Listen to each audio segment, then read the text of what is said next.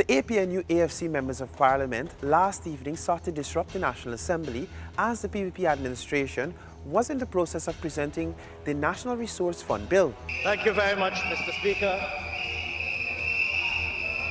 I rise, sir, to move the passage of the Natural Resource Fund Bill. This bill was illegally passed through Parliament by the then caretaker government, APNU+AFC, after a motion of confidence was lawfully passed, triggering elections.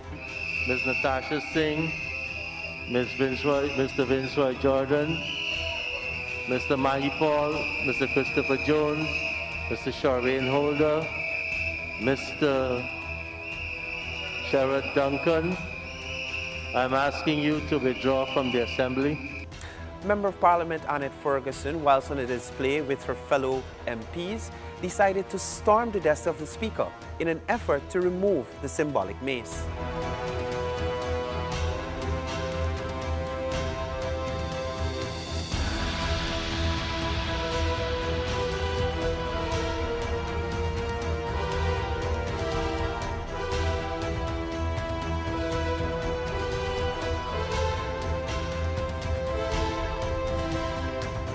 Despite extreme acts of vulgarity by opposing MPs, members of Parliament on the government side were successfully able to pass both bills after much effort.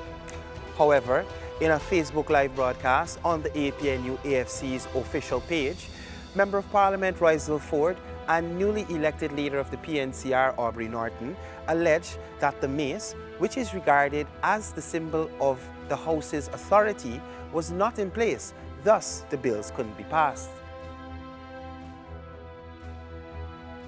However, let's take a look at what actually happened. After the mace was wrestled away by several opposition members of Parliament, it was at this point Parliamentary staffer Ian McPherson laid on his back, desperately holding on to the mace, as Member of Parliament Maureen Philadelphia verbally abused him.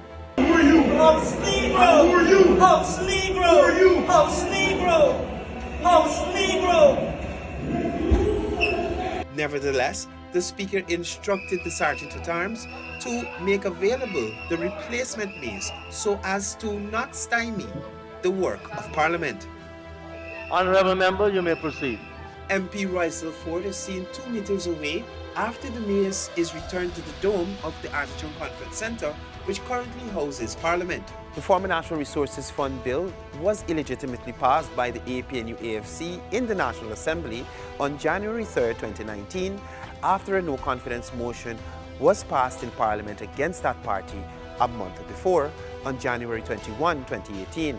As such, the then opposition, the People's Progressive Party Civic, was not in Parliament when the bill was approved. The new bill seeks to pave the way for significantly improving the management of Guyana's oil revenue, so as to especially encourage greater transparency and accountability. The bill was tabled by Senior Minister in the Office of the President with responsibility for finance, Dr. Ashley Singh, on December 16th last, seeking to repeal the NRF Act of 2019.